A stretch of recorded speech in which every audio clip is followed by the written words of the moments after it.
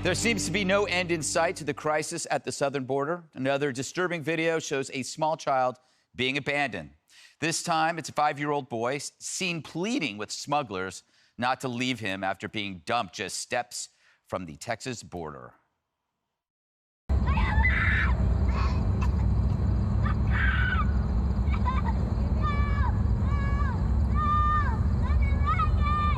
It's awful. Texas is responding to the crisis by declaring a disaster at our southern border. Governor Greg Abbott says Biden's policies are emboldening drug cartels and human traffickers. But the president doesn't seem to be listening. The White House just officially ended the Remain in Mexico policy that the last administration put in place. So, Jesse, I'm asking a question perfectly tailored for you. Why do Democrats hate migrant children? Oh, how long do we have, Greg? You know who shot that video? The French press. Really? So again, that's foreigners doing the jobs that Americans won't do. I think there's more to the story than we see here, because they're saying, oh, yeah, the little kid's going to meet up with their parents who already crossed. Why wouldn't the parents just bring the kid across intact? Because Biden's letting family units come, and then he's getting them bus tickets to Tennessee. That doesn't make sense. This, I think, was the French press intercepting a child sex trafficking drop-off. That's my impression. But good thing, Greg, that Kamala Harris is going to address the root causes. Mm-hmm. She doesn't realize you can address root causes and the crisis at the same time. Say you get lung cancer. You could wait 5 years and get a class action lawsuit together and sue Big Tobacco, or you could stop smoking it and do chemo. You could just do both at the same time. Biden and Harris don't understand you can do both. Now she's going to go down to Guatemala, and she's going to address root causes. One of them, she says, is food insecurity. Mm-hmm. Have you seen any of these migrants crossing, Greg? They do not look emaciated to me. She also says that one of the drivers of this migration is climate. I looked at the weather in Guatemala City. It's 76 degrees. You know what the weather is in El Paso, Texas? It's 82.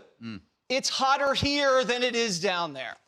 So they want to talk about root causes. The root cause is in the White House, not the Northern Triangle, because when you get rid of the Remain in Mexico, you get rid of the wall and you bring back catch and release, that's what explodes the migration. I think, honestly, Biden has anger issues.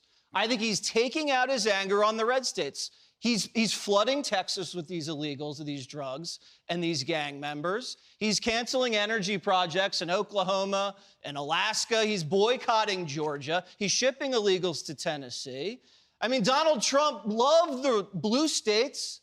You know, he was constantly rescuing factories from Michigan and sending ventilators to New York, and even saved the dairy farmers with tariffs in Vermont. Vermont, yes. A state that will never vote for Donald Trump. So, I mean, Joe Biden, can he lift a finger for Texas? Lift a finger, Joe. You know, Harold, you just experienced your first, I would call that, fruit bouquet. You know, when you get a fruit, where there's all these different parts that Jesse creates, and you don't know which one you're supposed to attack first. That's his genius. But overwhelming force. Overwhelming. There's like 16 things you could respond to, Harold, if you wish. Look, I'd say a couple of things. She's going to go down, and she's going to address one part of it. And Jesse's to Guatemala, right. To Guatemala, right. So the last time there was a serious investment, I'll come and try to, which part of the trio I want to go, not go after, but try to react a little bit. The last time we got serious about trying to stabilize our hemisphere in this regard, it was under President Kennedy. He passed the Alliance for Progress. It was a very targeted relief package. Now, drugs have been coming across the border even when President Trump was there. We had a serious challenge, and I wouldn't blame President Trump's border policy for that. Democrats have to get more serious about what happens with people coming across the border, and we have to put more people down there to protect our border.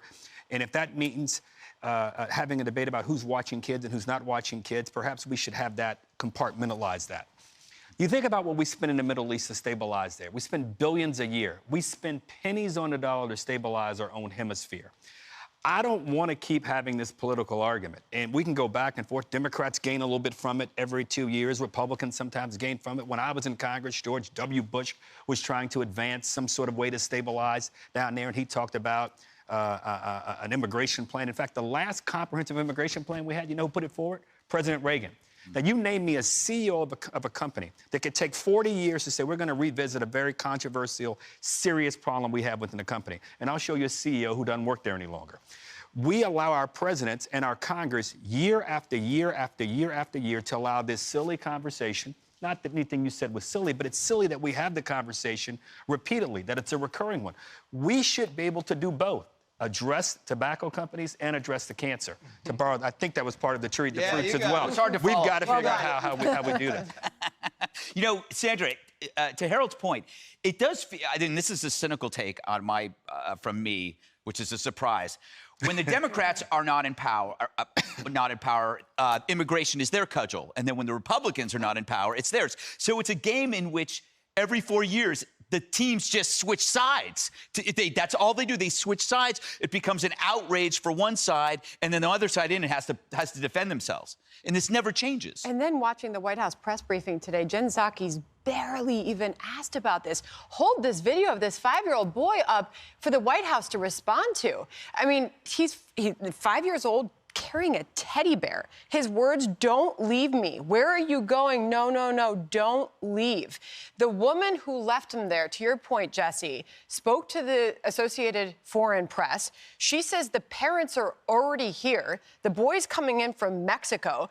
A reminder that Kamala Harris, and by the way, there's reports today that she apparently panicked after Joe Biden gave her this immigration assignment, might give us a clue as why she hasn't visited the border, hasn't held a press conference about this.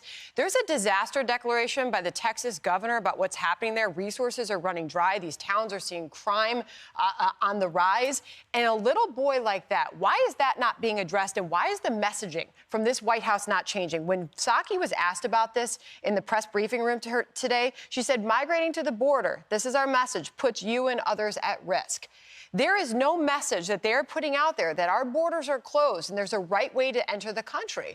Why? Why does Kamala Harris not attack the situation? And why is her own party not holding her up to the responsibility? She's learning to hide.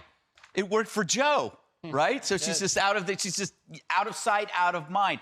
Dagan, I have a theory. Would you like to hear it? Of course. All right. I think that many defenders of the status quo are guilty of distance privilege. They're far enough away from the problem for it not to matter. So you have these declarations of disaster. Those are the people like that. And then everybody else says, it's not a big deal. It's not a big deal. It's because you're not there. We can actually, in New York City, we can reap the benefits of the cheap labor at our restaurants. But we never have to deal with the problems down there. Well, the chattering classes in the elite here in New York and in Los Angeles and Washington, D.C., they look at Texas and go, those, stupid redneck rubes. Mm-hmm. They don't really care what happens in red states, to Jesse's point. And I just want to know, how many screaming kids is it going to take for Biden and co. to give a damn? Amen. Because all they're concerned about is the words and the messaging, right? Just a few months ago, we were arguing over, it's not a crisis or chaos, it's a challenge. Well, they can't wordsmith crying children. They can't massage the message of a 5-year-old screaming to make it palatable to the compliant media or their base. What Biden and company have done is they broke intentionally something that was fixed to bring in people across the border who are potentially future voters. And at the same time, they've simultaneously created an opportunity for people, for human traffickers and drug traffickers, to profit off of human suffering and tragedy. Mm-hmm. So if you look at the children being terrorized at the border, but this is, in Biden's world, this is just the political price to pay for their policy. This is just collateral damage. The person who dumped that kid, or the people who dumped that kid at the border, they don't care about his well-being, just like the people in the White House. Yeah, but that child still will always have connections to whoever they hired, and that's going to be used against that kid when he's in the United States whenever they want anything, because they know the kid has relatives there. They need him to do some work, some work, drug work, whatever. He's got to do it, or else somebody's going to get hurt. Hey, Sean Hannity here. Hey, click here to subscribe to Fox News YouTube page and catch our hottest interviews and most compelling analysis. You will not get it anywhere else.